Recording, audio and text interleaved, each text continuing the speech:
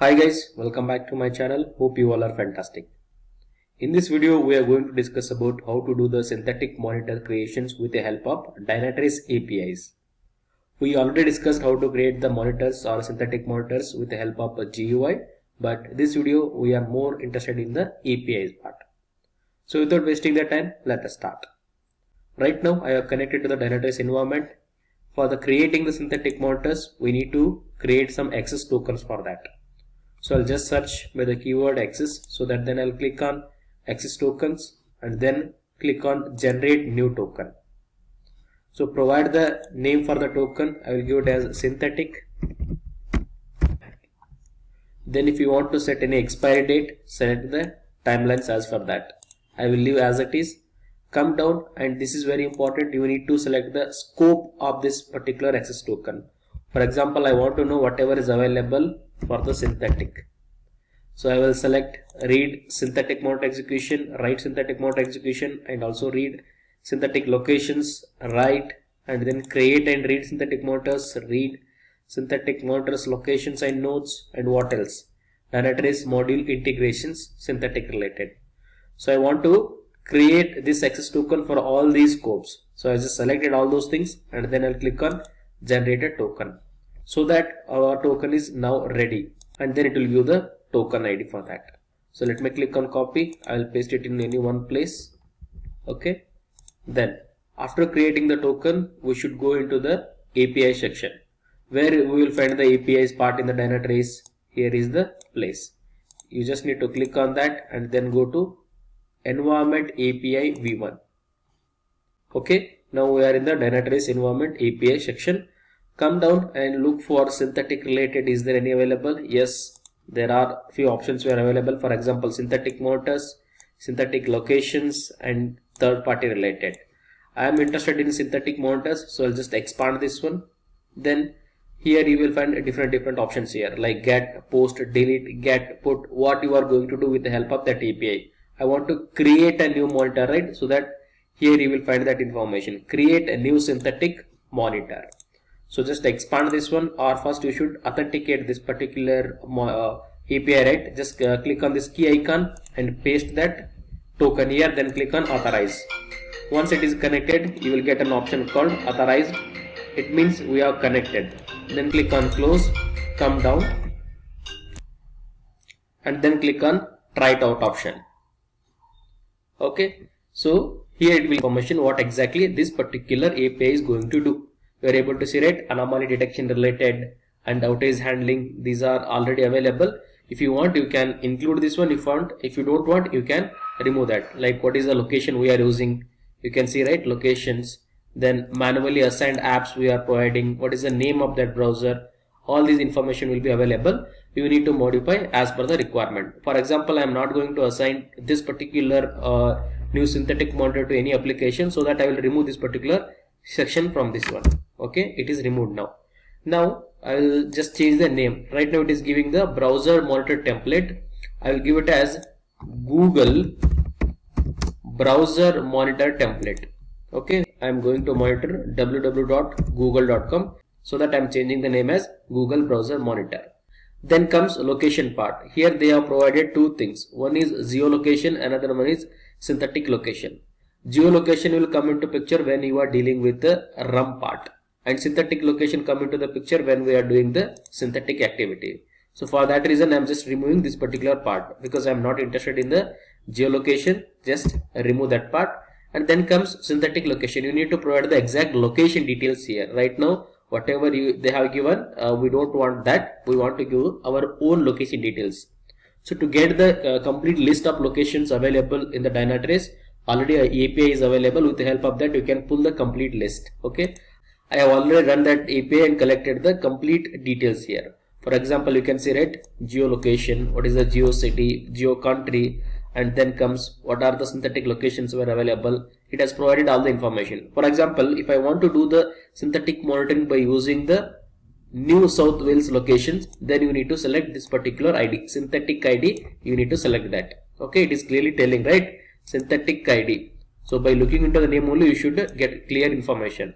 If you see this one, it is geolocation ID. We are not interested in geolocation. we are interested in the synthetic location. Likewise, if you come down, you will find a lot many options here. Whatever available when you are trying from the GUI, right? Everything will be listed out here. This is the kind of configuration as a code. Okay. So what I will do, I will just copy this particular synthetic ID. Okay. So that it means we are monitoring that particular synthetic monitors by using the New South Wales. Okay. Let me go back to our Dynatrace console and then edit this portion. Now the location details also changed successfully, right? I'll put double quotes. What else we don't want here? Anomaly, let it be, right? Come down, synthetic location I have selected, name I have selected, and then description part it is giving something different. I'll just make it as loading up our actual URL, that is www.google.com. It is just a description for you guys, right? Then I will copy the same thing. I will provide same information here. This is the main place we are going to check, right? So very careful about this particular place. URL, what we have selected, http www.google.com. So you should be very careful while typing the exact URL name here. Then type is availability, and it is providing the version details as well, so that it is easy for the version control. Then if you want to provide any tags here, you can give it here. Right now they have provided as example. I will make it as prod, so that when you create this one, it will create it as a tag inside the synthetic monitor. And then the type what we are using is browser. If you want to make it as HTTP, then type here HTTP, so that it will change it to the HTTP. Right? We have two kinds of synthetic monitors. One is browser based, another one is HTTP based. Right now we are using the browser based. That is what it is indicating. Then come down. I think we are at the end of this section. So we are done with all the modification. Of course, in the real-time environment, if you want to make any other modification, whatever given here, you can modify that value. Okay. I'll just now come and then click on execute. Okay. Now let me scroll down. Okay. Here you can see right now the execution is completed successfully, and you are able to see the error code as 200. 200 means it is successfully completed. If it is providing any other error code here, then it will give the corresponding details. If it is failing somewhere, then it will give the exact reason for that. But now in our case, it is completed successfully, and you are able to see the synthetic ID as well. Okay, this is how you can create the synthetic monitor with the help of Dynatrace API. Now let me go back to Dynatrace console and see this information whether it is created or not. So I'll just go to Dynatrace console, then I will search by the name synthetic and then click on that option. We should see the Google browser monitor there.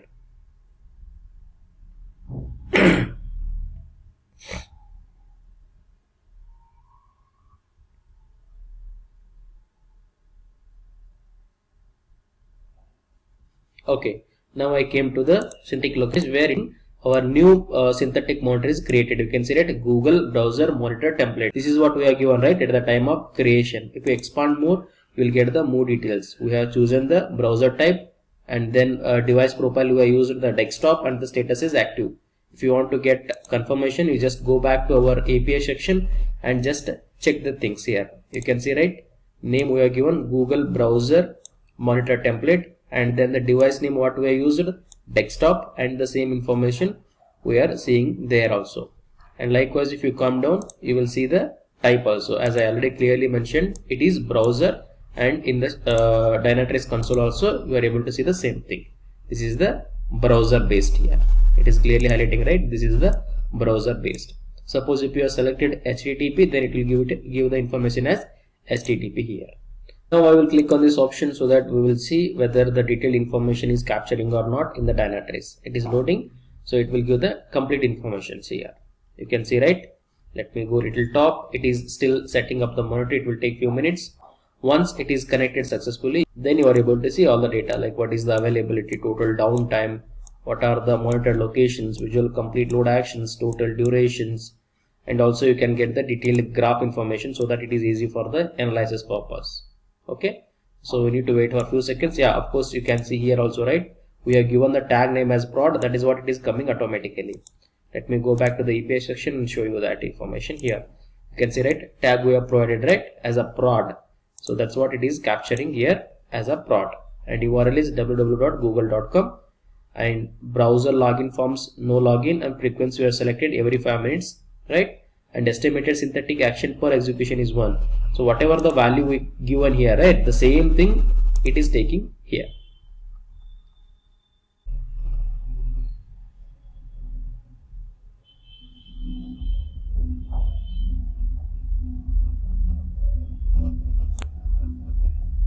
Okay, now the setup is completed successfully and you are able to see the data as well here, like 100% available and the 0% 0 milliseconds total downtime, and we have chosen one monitor location, and this is the home page of our web URL, and also what is the load action it is taking and what is the total durations. Okay, we already discussed how to analyze all these options in a previous video, but in this video I am more focused on how to set up the synthetic monitor with the help of Dynatrace APIs. Hope you have got the complete idea on this. Right, thank you so much for watching till the end. If you are visiting our channel for the first time, kindly subscribe to it, and bye for now.